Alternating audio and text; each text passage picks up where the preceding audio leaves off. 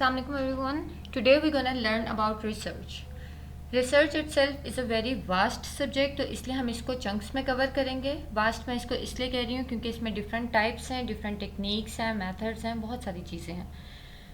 तो in order to grasp completely over this subject हम इसको चंक्स में करेंगे ताकि प्रॉपर अंडरस्टैंडिंग बिल्डअप हो सके. Before we define the term research, think about the terms or words that have prefix re. जैसे कि rebuilt, reheat, repackage, rewrite, reappear, anything like that. तो अगर हम लोग देखें तो री का मतलब क्या हुआ? री का मतलब हुआ कि अगेन, राइट? री क्या सिग्निफाई कर रहा है? री सिग्निफाई कर रहा है अगेन को. So in the same context the term research have re to, कि जो एक हमारे पास ऑलरेडी सर्च मटेरियल है उसको आपने दोबारा से सर्च करना है. So, re means again and search means to find out something, right? अगर हम ये चीज़ जानना चाहते हैं कि बच्चे क्लास में क्यों बोर होते हैं, तो सिर्फ हम ये सवाल एक बच्चे से नहीं पूछेंगे. हम ये सवाल डिफरेंट बच्चों से पूछेंगे और कई बार हम डिफरेंट तरीक़ों से सवाल करेंगे, उसको हम ऑब्ज़र्व करेंगे, हम ये देखेंगे कि हमारे पास जो लिटरेचर पढ़ा हुआ है वो इस बारे में क्या कह रहा है और फिर हम नए नतीजे पे पहुँचेंगे. दिस इज़ बेसिकली रिसर्च, यानी इल्म की तलाश है, लेकिन बार बार आपने करनी है और आपने इन डेप्थ करनी है, राइट? अगर इसको हम देखते हैं तो a person observes a phenomena again and again, के एक इंसान है वो किसी भी सर्टन फिनोमिना को ऑब्जर्व करता है बार बार, फिर उस फिनोमिना के करस्पॉन्डिंग वो डाटा कलेक्ट कर रहा है, कलेक्टेड डाटा को वो एनालिसिस कर रहा है और उसके कॉरिस्पॉन्डिंग वो कंक्लूजन्स प्रोवाइड कर रहा है. ठीक है, ये रिसर्च की कुछ जनरल से हमारे पास डेफिनेशंस हैं जो कि डिफरेंट ऑथर्स ने दी हुई हैं. Research is the formal systematic application of the scientific method to study of problem. कि जो रिसर्च है एक फॉर्मल मेथड है, एक सिस्टमैटिक मेथड है, इसमें रूल्स एंड रेगुलेशंस हैं, इसमें आपने साइंटिफिक मेथड अप्लाई करना है, इसमें आपने प्रॉपर तहकीक करनी है, इसमें आपने बाइसनेस नहीं दिखानी है और आपने किसी भी सर्टन प्रॉब्लम को स्टडी करना है जो कि आपको लग रहा है कि प्रॉब्लमेटिक हो सकती है या जिसकी वजह से हमारी प्रोग्रेस में कमी आ रही है. एक और हमारे पास डेफिनेशन है systematic and organised effort to investigate a specific problem encountered in work setting which needs a solution. हमारी वर्क सेटिंग के अंदर कोई भी अगर हमारे पास स्पेसिफिक प्रॉब्लम है जिसको इन्वेस्टिगेशन की ज़रूरत है या जिसको सोल्यूशन की ज़रूरत है, उसको सॉर्ट आउट करने के लिए हम रिसर्च करते हैं. ठीक है, scientific inquiry to describe, explain, predict and control observed phenomena. Research क्या है? रिसर्च एक साइंटिफिक इंक्वायरी है ताकि हम डिस्क्राइब कर सकें, हम एक्सप्लेन कर सकें, हम कोई प्रिडिक्शन कर सकें, या अगर कोई एक्सटर्नस वेरिएबल है तो हम उसको कंट्रोल कर सकें. ठीक है, रिसर्च इज सिस्टमाइज्ड यानी कि systematic effort to gain new knowledge. एक आपने स्टेप बाय स्टेप एक सिस्टमैटिक प्रोसेस सारा फॉलो करके आपने एक नया नॉलेज अटेन करना है या आपने एक नया नॉलेज ड्राइव आउट करना है. अब यहाँ पे एक ये सवाल अराइज हो सकता है कि आप रिसर्च कंडक्ट क्यों करते हैं, राइट? तो we conduct research to explore, to investigate, to ultimately understand the world better.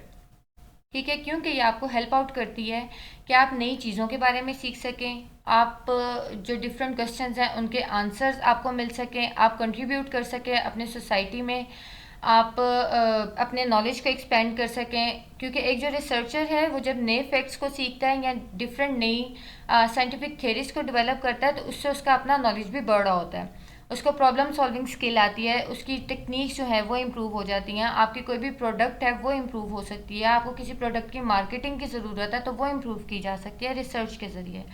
अगर आपको किसी चीज़ के बारे में कोई क्यूरियोसिटी है आप उसको सेटिस्फाई कर सकते हैं, आप इन्फॉर्मिंग डिसीजंस ले सकते हैं, आप अपना सोसाइटी में कंट्रीब्यूशन दे सकते हैं, आपकी स्किल्स डेवलप हो सकती हैं, आपको प्रॉब्लम सॉल्विंग के तरीके आ सकते हैं, आपकी क्रिटिकल थिंकिंग इन्हेंस होती है, आपको कम्युनिकेशन जो है वो बेहतर करनी आ सकती है.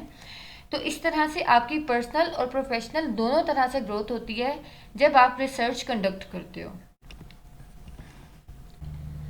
अब तक हमें ये चीज़ समझ आ गई है कि जो रिसर्च है that mean search for the knowledge, या फिर it aims at finding the truth, art of scientific investigation, it is way of thinking, it is fact finding process, ठीक है, एंड सो ऑन।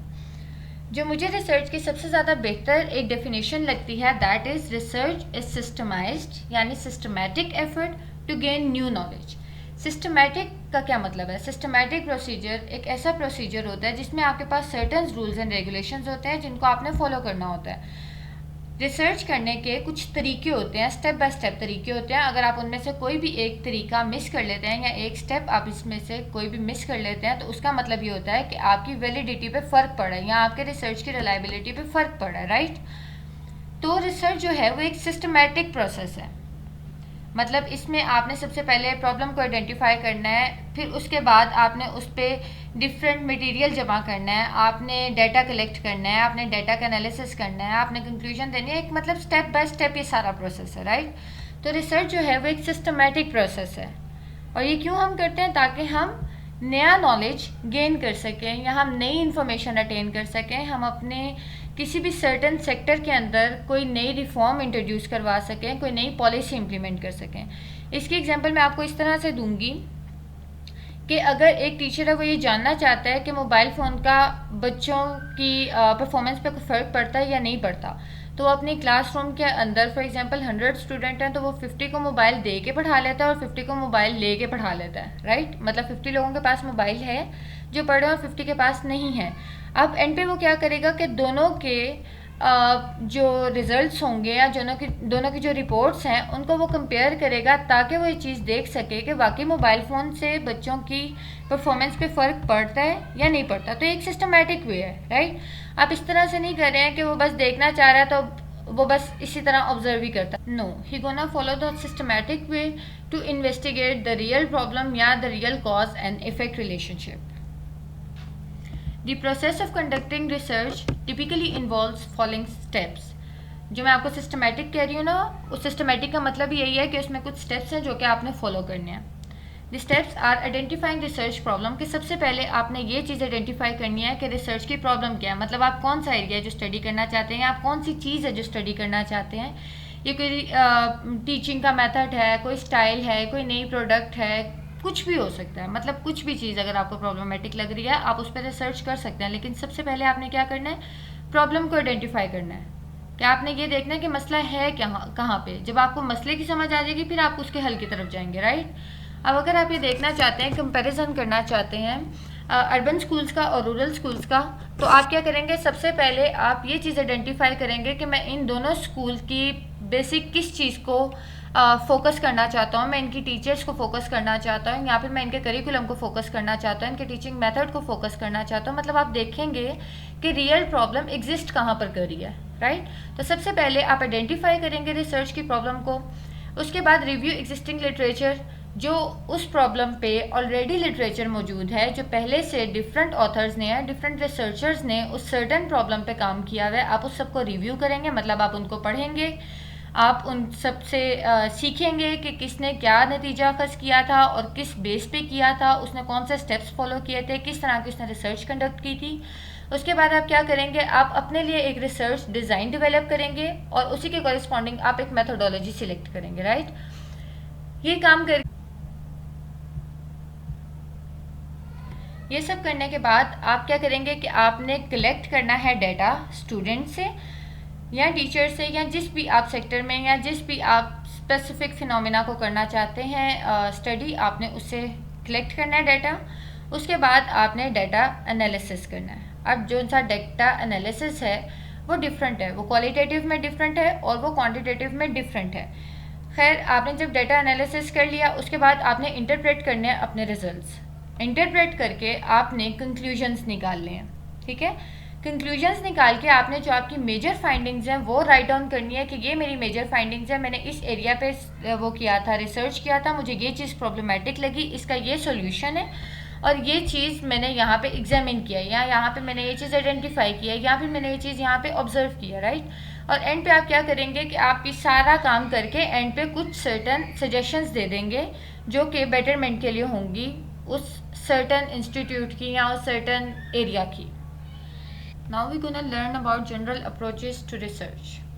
बेसिकली ये 3 approaches हैं जो कि हम commonly use करते हैं: qualitative, quantitative and mixed method. Qualitative research method क्या होती है? क्वालिटेटिव जो होती है ये बेसिकली नॉन न्यूमेरिकल होती है। इसमें आपके जज्बात होते हैं, आपके ख्यालात आ जाते हैं, आपके रवैये आ जाते हैं, आपके तजर्बात आ जाते हैं, जिसको समझने की कोशिश की जाती है।